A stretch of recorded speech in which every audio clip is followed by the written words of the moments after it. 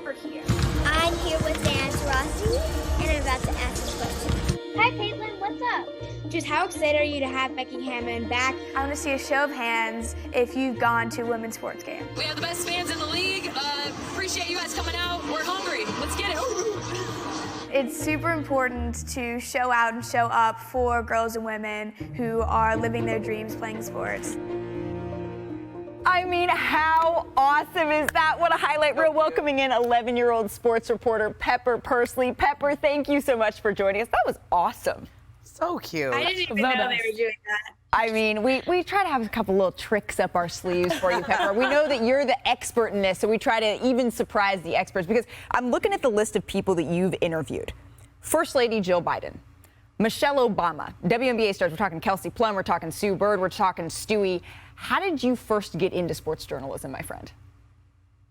I love telling the story because I think it's surprisingly simple. I was really curious growing up when I was younger, because I'm still growing up, and I love sports, and the two just found a way to connect. And I think going to a lot of sports games, WNBA games specifically, just inspired me to want to know what it was like.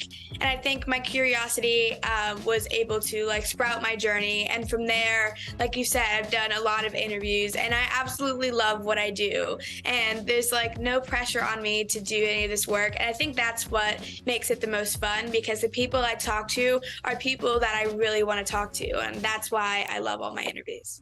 Pepper, we have so much in common, so much joy that comes from you when you talk sports, but I also know you're a hooper as well. That's what we have in common as well. So how do you plan on going from the sidelines to the court and balance both? Well, I feel like you're one of the people I can look to and think about in that kind of way, because for the WNBA, there is an off season, and the NBA is in that off season. I feel like it's perfect. So I'm kind of following your career path, you know? Oh, I got you. Any tips, tricks? I got you, girl. I love that. Chanae is absolutely, I mean, I look up to Chanae, so she is absolutely someone who should be and is blazing a path for you. I love you, sis. Anti-bullying, though, it's a message. You've woven it into many of your interviews with WNBA players. Why was that so important to you, Pepper? I was bullied in second grade, and it was something that was really hard for me to overcome. And when I did get to a point where I was on the backside of that, I was like, no one should ever have to feel that way. So I've made it my mission, one of my missions, to do whatever I can to make sure kids don't have to experience what I experienced and feel the way I felt. And if that means interviewing incredible athletes and getting their stories, then that's what I can and will continue to do. You know what that makes me think of? It makes me think of one of my personal heroes, Robin Roberts, who said, make your mess your message. And that's what you're doing. You're making your mess your message. You're part of the next generation of journalists and WNBA hopefuls. And so much of what you've done in your budding career, it's highlighting the voices of women. Why is that so important to you? It's important to me because I feel like, unfortunately, those are the stories that are told the least. And as a girl myself, of course, there's so many women that I look up to, and it's important to me to share their stories, because if I know their stories and they inspire me, why shouldn't everyone know? And so that's been another thing that drives me. And there are people, so many people like I look up to, from everyone on this panel, and to people like my mom. And so I feel like there are incredible women all around me, and all of their stories deserve to be told.